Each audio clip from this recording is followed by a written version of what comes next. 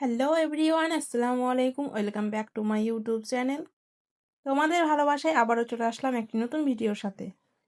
আজকের এই ভিডিওতে থাকছে palazzo pant cutting and stitching tutorial. তো বেশি কথা না বলে শুরু করা যাক। ফার্স্টে যে কাজটা করব সেটা হচ্ছে ফেব্রিকটা সবসময় উল্টোভাবে ভাঁজ করে নেব। তো প্রথমে ফেব্রিকটা অর্ধেক করে ভাঁজ করে নেব। যেহেতু এখানে সম্পূর্ণ ফেব্রিক আমাদের লাগবে না, সেই জন্য যে দিকটা কাটা অংশ আছে সেই দিক থেকে যতটা আমার প্যান্টের জন্য প্রয়োজন ঠিক ততটাই নেব। ভালোভাবে দেখলেই বুঝতে পারবে আমি কোন দিক থেকে কোন দিকে ভাঁজটা নিচ্ছি। এইবার মেজারমেন্টগুলো করে নেব। ফার্স্টেই 2 ইঞ্চি নেব কোমরের বেল্টের জন্য। এবার মার্ক করে নিয়ে স্কেলের সাহায্যে সোজা দাগটা করে নেব। এবার নেব আসনের মাপ। আসনের মাপ 12 ইঞ্চি নিলেই যথেষ্ট, কিন্তু আমাকে আরও 2 ইঞ্চি এক্সট্রা নিতে হবে, কারণ যার জন্য তৈরি করছি সে একটু লম্বা প্লাস হেলদি, তাই আমাকে 2 ইঞ্চি আরও বাড়িয়ে নিতে হবে। তাই আমি এখানে 14 ইঞ্চি নিলাম। এখানে হাঁটুর ওপরের অংশের মাপ নিতে হবে। এখানে যার জন্য তৈরি করবো সে একটু লুজ পড়বে, তাই আমি 15 ইঞ্চি নিলাম। এবার লম্বার মাপটা নিয়ে নেব। লম্বার জন্য আমি এখানে নিয়েছি 41 ইঞ্চি। প্লাজোর যে কোনো মেজারমেন্ট 2 ইঞ্চি বেল্টের রেখে তারপর থেকে নিতে হবে। এখানে আমি 41 ইঞ্চি মাপ নিয়েছি, প্লাস 2 ইঞ্চি নিয়েছি নিচের মোহরে মোড়ানোর জন্য। এখানে অনেকে সরু করে নেয়, তাহলে 1 ইঞ্চি যথেষ্ট, কিন্তু আমি একটু চওড়া করে করবো, তার জন্য আমি 2 ইঞ্চি নিয়েছি। এবার নেব মোহরের ঘেরের জন্য। ঘেরের জন্য আমি এখানে নিচ্ছি 12 ইঞ্চি। এইখানে আমি বলতে ভুলে গেছি, যেখানে হাঁটুর ওপরের অংশের মাপ নিয়েছি সেখানে 15 ইঞ্চি নিয়েছিলাম, ওখান থেকে 2 ইঞ্চি আরও এক্সট্রা নিতে হবে কলির জন্য। এইবার সম্পূর্ণটা ড্রয়িং করে নেব। ড্রয়িং করার সময় বুঝতে পারছো আমি কোনটা কলির কথা বলছি।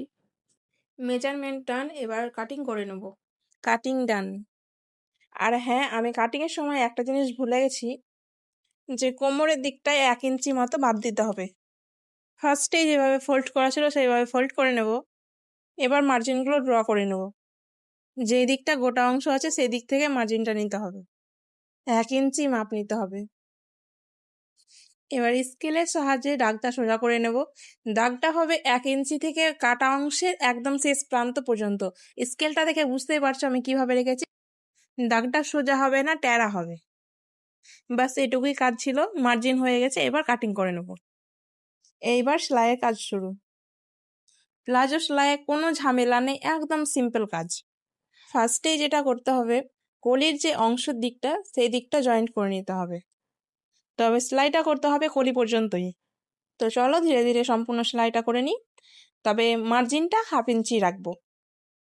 আমি বারবার একটা কথাই বলি, আমার কথায় কিংবা ভাষায় কোনো জায়গায় যদি বুঝতে সমস্যা হয় তাহলে ভিডিও ভালোভাবে দেখবে, তাহলে ঠিক করে নিতে পারবে। এখানে আমি সেলাইটা ডবল করে নেব। অপর সাইডেও ঠিক একইভাবে কমপ্লিট করে নেব।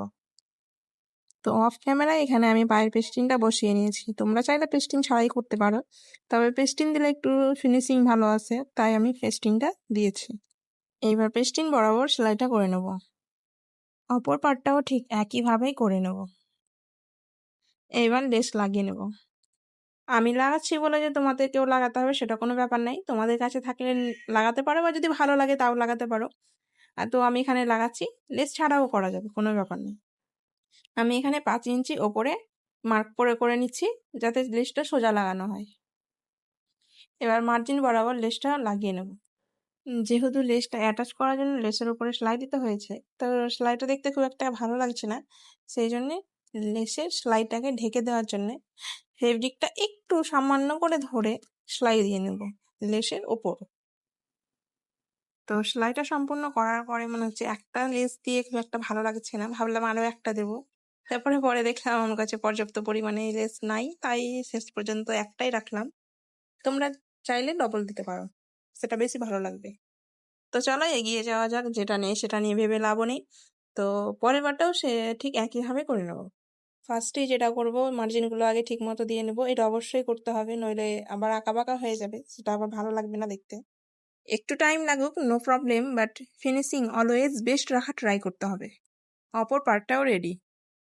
তো প্লাজোটাতে লেস লাগানোর পরে বেশ ভালো লাগছে, তবে ডবল দিতে পারলে আরো ভালো লাগতো। তোমাদের কাছে যদি থাকে তাহলে ডবল দিও, আমার কাছে যেহেতু নাই তো আর কিছু করার নাই। তো চলো এবার সেলাই করে নিই। এবার জয়েন্টটা করে নিতে হবে। জয়েন্টের জন্য দুইটা সমান করে ধরে 1 ইঞ্চি মার্জিন রেখে আমরা সেলাই করে নেব। সেলাইটাকে ডাবল করে নেব। এবার কোমরের রবারটা লাগিয়ে নেব। কোমরের রবার তো দুইভাবে লাগানো যায়, তবে আমি যেভাবে সহজ হবে সেভাবে তোমাদেরকে দেখাচ্ছি। ফার্স্টে রবারটা রেখে আমাদেরকে মেপে নিতে হবে যে কতটা আমাদের জায়গা প্রয়োজন। তো একটু রবার নিয়ে মুড়িয়ে আমরা মেপে নেব। তারপরে একটু মার্জিন দিয়ে নেব নিজের বোঝার মতো। এবার সেই বরাবর সম্পূর্ণটাই আমরা সেলাই করে নেব, যেভাবে ফিতে ভরার লাইন করে ঠিক সেইভাবে। সম্পূর্ণ মার্জিনটা সেম রাখতে হবে, যদি সমস্যা হয় তাহলে মাঝে মাঝে মেপে নেবে। সেলাইয়ের শেষে 1 ইঞ্চি মতো ফাঁকা রাখবো, যে জায়গাটায় আমরা সেলাই করব না। সম্পূর্ণ সেলাইটা হয়ে গেল। এবার রবারটা পরাতে হবে। রবারটা ঠিক সেভাবে পরাতে হবে যেভাবে আমরা পাজামার ফিতে সেফটি পিনের সাহায্যে পরাই। তো দেখো, এইবার রবারটা সেলাই করে আটকে দেবো। রবারের সেলাইটা একটু ভালো করে দিয়ে নিতে হবে, যেহেতু ওপরে আবার আরেকটা সেলাই হবে, তো টানতে গিয়ে আবার সেলাইটা খুলে না আসে। এবার যে অংশটা ফাঁকা রেখেছিলাম রবারটা পরানোর জন্য, সেই জায়গাটাকেও সেলাই করে বন্ধ করে দেবো। এবার রবারটা ধরে এদিক ওইদিক করে 3-4 বার করে টেনে টেনে নিতে হবে, যাতে করে প্লাজোর কুচিটা সব জায়গায় সমানভাবে পড়ে। এবার রবারের ওপরে সেলাইটা করে নিতে হবে। ফার্স্টে চারদিকে 4টা সেলাই করে রবারটা আটকে দিতে হবে, যাতে করে কাপড়টা এদিক ওইদিক না হয়ে যায়, সব জায়গায় সমান থাকে। 4 সাইডে 4টা সেলাই হয়ে গেছে। এবার রবারের ওপরে সেলাই দিতে হবে, তবে এই সেলাইটা একদম রবারটা টেনে টেনে দিতে হবে যতটা পারা যায়। সম্পূর্ণটাই ঠিক একইভাবেই সেলাই করে নিতে হবে। তো ফাইনালি আমাদের প্লাজো প্যান্ট রেডি।